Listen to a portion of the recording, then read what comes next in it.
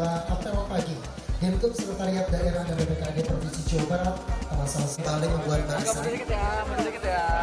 Dan kami persilakan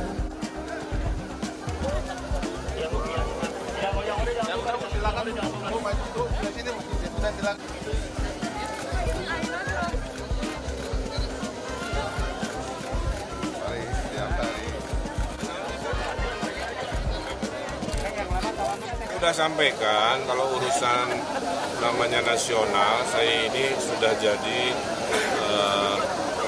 anggota Partai Golkar. Maka saya fatsun menghormati yang sudah diputuskan Partai Golkar, yaitu Pak Erlangga. Jadi itu aja. Bahwa sering masuk ke survei kan saya tidak bisa menghindari. Itu ada siapapun boleh. Yang penting yang terbaik aja. Tapi per hari ini saya ikut keputusan dari partai saya.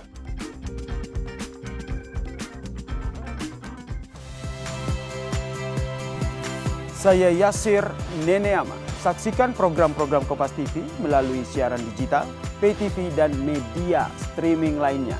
Kompas TV, independen, terpercaya.